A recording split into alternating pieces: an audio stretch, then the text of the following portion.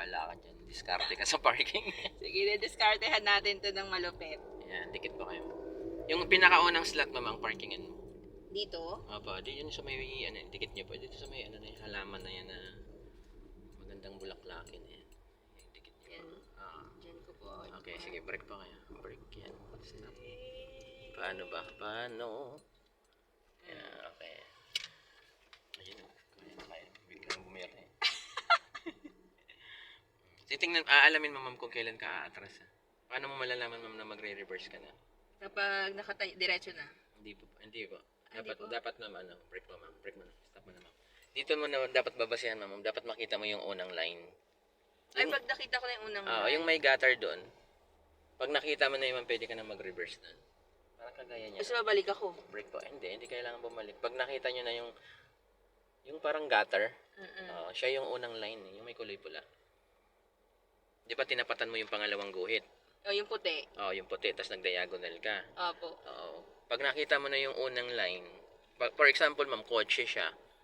Pag nakita mo na yung gulong niya sa likod, pwede ka nang umatras na. Ayan.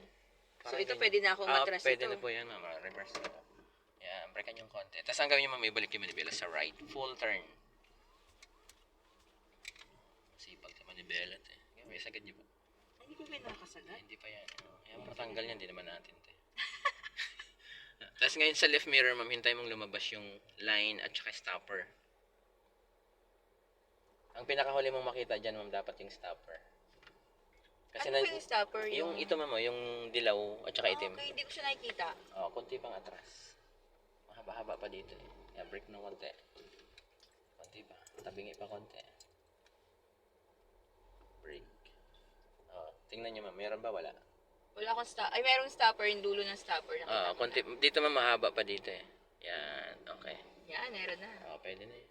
Balik mo yung manibela sa diretso. Tapos atras. Sige lang, igas mo. Akit-pakitin mo konti. Oh! Nabitin. Konti pa yan, ma'am. Hindi mo itapos? Hindi pa, ma'am. Kasi ang sinampahan ng gulong natin, ma'am, yung gutter pa lang. Ayaw na niya. Hindi niya. Ang gawin niyo, ma'am, po-forward kayo konti. Bubuelo tayo kasi hindi ko alam kung bakit ganyan ginawa nila sa parking na to eh. Taas? Opo, ayan, stop. At saka hindi, may gutter eh. Sige pa, okay na yan. Atras mo konti. Reverse. Atras. Maluwag na maluwag. Parang ibang bansa eh. Mabibitin siya. Nasasakto. Ay, dito po. Dito. Ba? Yung gulong. Yes. Konti forward ulit kayo. Okay po. Inibitin mo. Break pa. Stop. Okay na yan.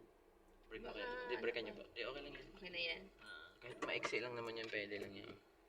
Nahihirapan kasi ang kotse dito eh. Yan, bitaw sa gas, ma'am. Yan. Konti pa, ma'am. Pwede mo siya ibangga konti, ma'am, sa stopper.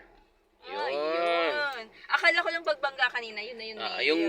Yung gulong mo sa harap, ma'am, yun yung tumatama dyan. Ewan ko ba doon sa parking nila, ba't ganyan ginawa? Ulitin mo doon, ma'am, sa may poste, ulitin niyo po doon.